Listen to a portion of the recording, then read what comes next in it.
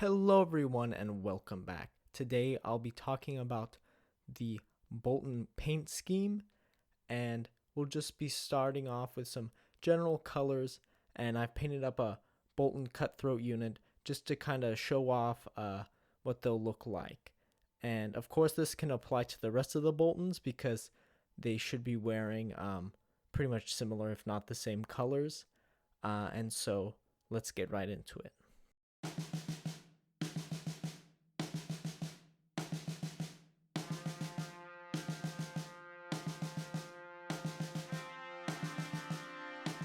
Now to start off, we're going to be using burnt red, which is a very lovely color. So you can see it's kind of a rich burgundy sort of red, almost bloody, which I think kind of works with their, you know, reputation. And basically you're just coating it all over the model. And really you don't have to be too clean about it, but the main areas I focused on were the cloak and that kind of front kind of overcoat thing. I should probably look up the different names and such so we can all kind of speak on similar terms, but I mean you can see what I'm talking about here. It's just those major areas that we'll be covering.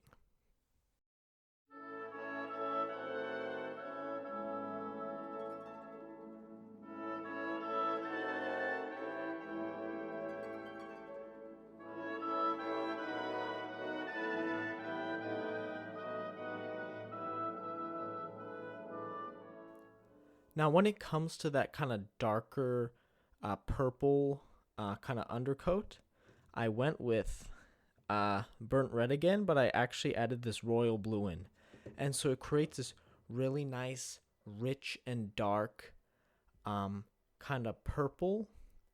And if you look on the box art, that kind of blackish color is very is actually kind of a purple tone, which I think kind of works well with that reddish. It's like a cooler color. I think that kind of is pretty well. You'll see later on though that I change the color by just washing in a little more red onto it. I think it was too bluish, but that comes later, of course. And if it's a little too light, you can always darken it down with some black. But I just kind of went in that general direction where it's kind of a reddish purple that was pretty dark in color. Now for the browns, like the leathers and such like that, I'm going to be using royal blue in this flat brown color from Vallejo. And so the business with these is that when you mix them together, you don't want to make this too blue, but essentially you're creating this like very dark kind of brownish that seems very muted. If you mix a ton in, then it's going to look very purple because this is slightly reddish, so you're going to have like a kind of purplish brown. But what you're going for here is kind of what I'm showing right now, where it's darkened down. The thing about this royal blue is that it's not a bright blue, and this brown isn't very bright either. So you're looking for like more medium to darker colors when you're painting that, and then you kind of get this nice deep brown that kind of mixes well with that dark purple and that dark red. So when you're going back over to do those rough highlights, I'm using the purple tone. Oops. So we have the burnt red and royal blue like we had before, but now we're just adding a little bit of white. What I found is with some figures you want to highlight it with like a yellow or like a lighter brown or lighter blue, like something that kind of keeps the saturation up. But for some reason I found that just discoloring things with the white kind of worked well with this paint scheme. I'm not exactly sure why, but I'm pretty happy with how the highlighting came out with this, so you can follow my advice or not. But essentially I just threw some white in there, and then just kind of hit those kind of raised ridges and that texture that's on that area. It's not a very large area, so you're kind of just hitting that more exposed point on it, and it's about as straightforward as that, really.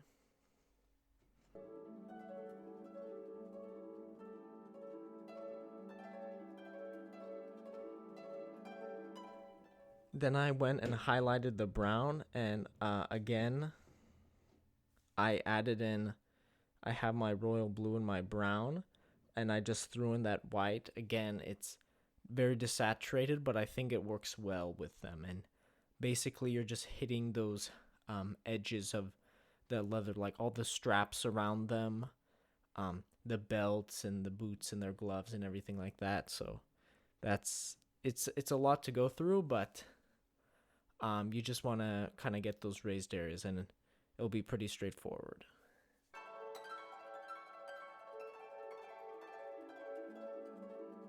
So for the cloak tone for the burnt red, I actually highlighted. Oops, my bad. Grabbed the wrong one. I highlighted with a scarlet color, and this came out really well. And the way I incorporated it in was I kind of didn't necessarily glaze it. I didn't go that thin, but it's definitely thinner than a base coat. And what you do is you just build up that brightness on those ridges near the chest and in kind of good places where the cloak is. So you're not going to be doing too much highlighting with the scarlet, kind of past their waist. But above that, there's some really, really good areas I picked out that really made the models shine. And I was very happy with how the highlighting went. And if you want to just mix in white with the burnt red, you could do that.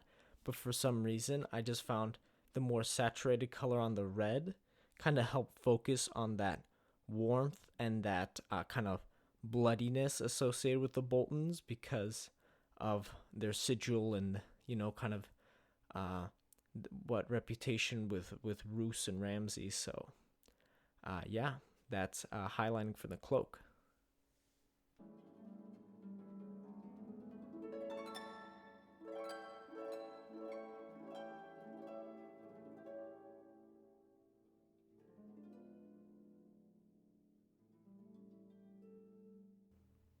Now we're just tying everything together in with strong tones. So don't be afraid to put that just all across the model. This stuff really helps tie really helps tie the highlights together with that base tone. And what I would do is I would add like maybe a slightly thinned down version everywhere, and then a thicker version in those shadow areas. And what that does is it gives you kind of like that grungy, darker look, and you don't actually have to bang out any highlight colors to whatever. I'm sorry. You don't have to bang out any shadow colors just to, mix those together and put them on. You can just, select it with the wash, which is a little easier. And for me, I feel it was more effective than trying to just kind of roughly put down some darker colors. Now we're doing the metallics, and it was a pretty straightforward process. I have my pig iron here, which is just, the basic metallic I usually go for. But then I just mixed in a good amount of black. And I spoke before about mixing too much of this non-metallic paint into a metallic paint, and the reason is it dulls it down too much and it can make it look kind of funny. But you want to go pretty dark with this, and it's okay if it loses a lot of its shine because you still have that metallic aspect. But when I looked at the at the art on the box, I was really inspired by how kind of dark and non-reflective it was. You do not want a color like this, because the metallic is just way too shiny. This having something that's really kind of it almost appears like they rub soot on their armor or something. It kind of creates this interesting aesthetic, and I like how kind of dark and grim the models appear, and so having that sort of a color really works with the metal.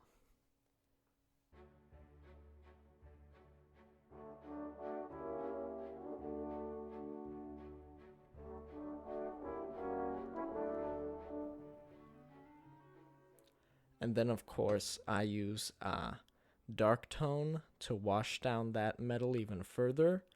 And this helps just kind of pick out all those details.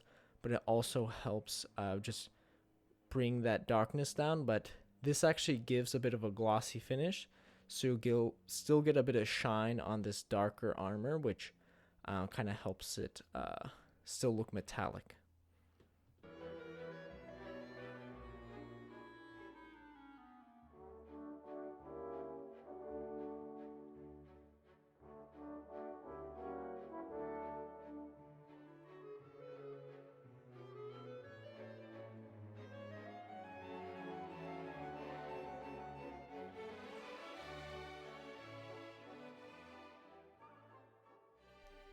Then, of course, we have the skin.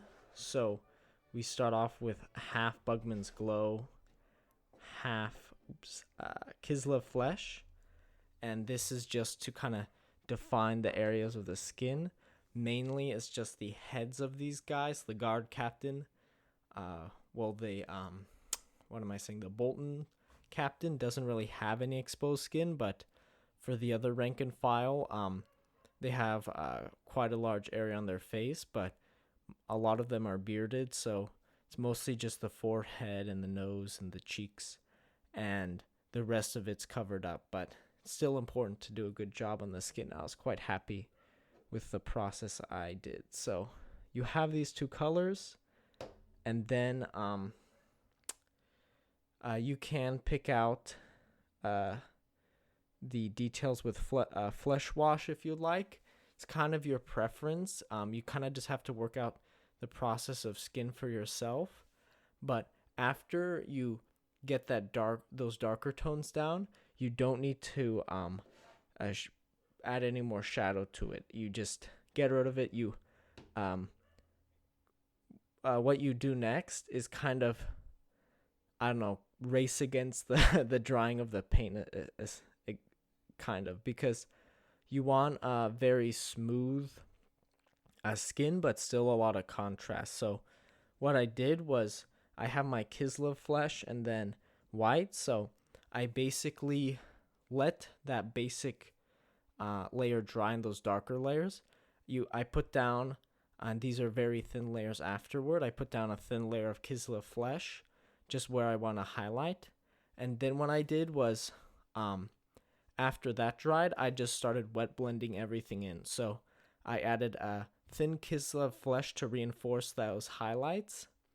I added in a little bit of white, kind of blended that into those areas I wanted brighter, added even more white, blended it in, but a little bit less, and then I kept adding in more and more white until it's very bright, and then you just pick out those very sharp final highlight areas. And you want to make sure you keep it wet, and you have to have the right consistency, and it's a little tricky.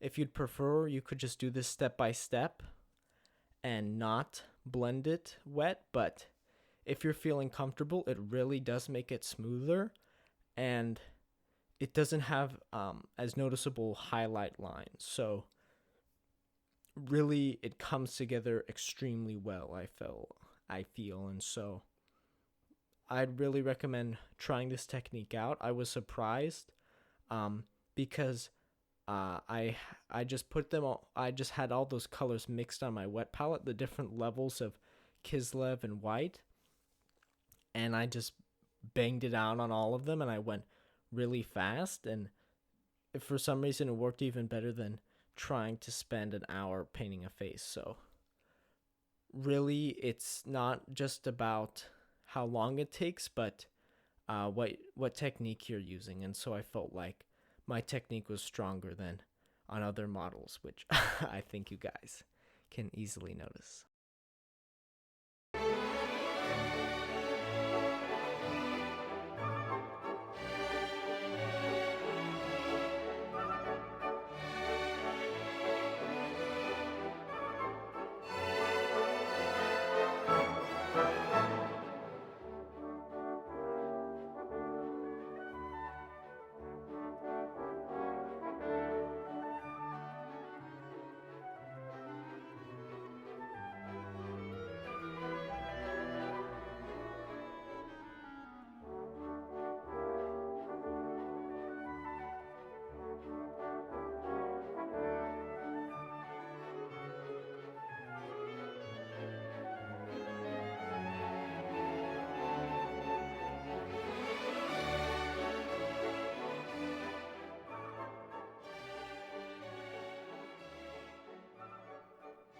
Now we're coming to the hair, and I have a pretty straightforward formula for how to do it. So you're going to take this flat brown, you're going to have scarlet, could even use burnt red.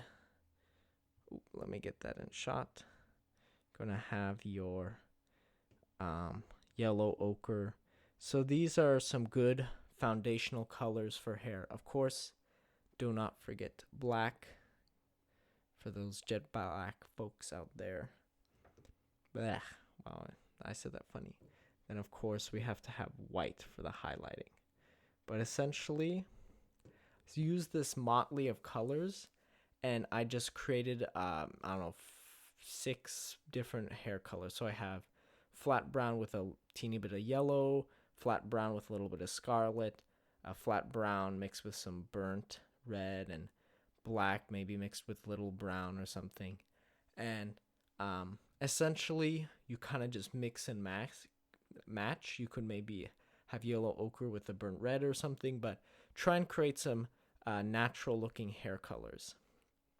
Then what I did was I just put down a kind of a darker hair tone, whatever you'd like to call it, and I just use that as the base color, and then you could wash it down with some strong tone if you like, or just maybe use an even darker tone, and then I just highlighted it with a bit of white, and I went maybe 2 or 3 layers of highlight. So you take the base color, you mix in a little bit of white until it's noticeably lighter but not too much, and then you just pick out those strands of hair.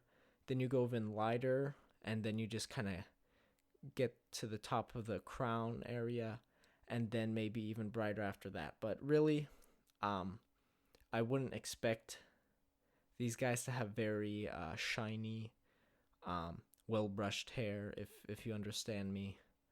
But basically, you do this. Same for the mustache and beard. I would go as bright on the top of the head as I would on the beard and the mustache, because you want that level of contrast always. And so if you look up close, it might look a little bit rough, but it really beats having to spend a ton of time on the hair to try and get a very realistic close-up finish. I think it looks really effective, and we're doing, kind of arm's length paint job here, so don't want to spend a ton of time on it, but kind of varies depending on what you want, of course. But I just found this was very quick and effective way of getting some decent hairdos done. Then we have the Flayed men sigils on their chests. So it's a little difficult to distinguish it because I'm using very similar colors, but what I'd recommend is maybe putting down like a metallic color or a dark black color and just kind of painting that entire figure, the sides and the top. Try not to get it on the cloak. And then just pick out the middle area with that burnt red. And so you'd kind of have the borders that different color and the burnt red that middle color to distinguish it. I didn't do a particularly good job distinguishing it, so I might want to go back in the future and try and fiddle with that, just so it doesn't blend in as much with the cloak. Then I just use like the scarlet color, and then I mixed in a little bit of white with that scarlet color, and just highlighted it from there. And so you could use the box art again as a reference to how you want to highlight that flayed man. Then for the final touch, I'm just using some pig iron here, and I'm just applying this straight to the metallic portion. So the those divots and those kind of thick spikes that are on their armor, the spikes on their weapons, and I also go across the chainmail a little bit and just kind of like pick out a few links as well. You could do the chain on the sigil they're carrying as well, and that sort of thing, the belt buckle. Just kind of highlighting a few spots just to give that extra boost of contrast I felt it was missing. But I was quite satisfied with the result, and I believe that's about the final step.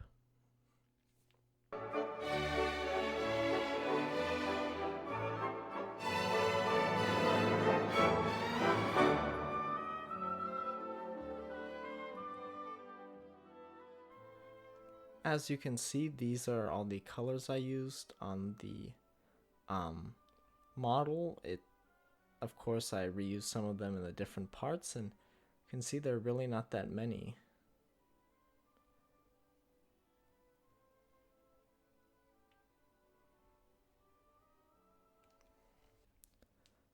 So that about wraps it up for this video. As you can see, these guys turned out pretty well and have a pretty threatening and bloody demeanor.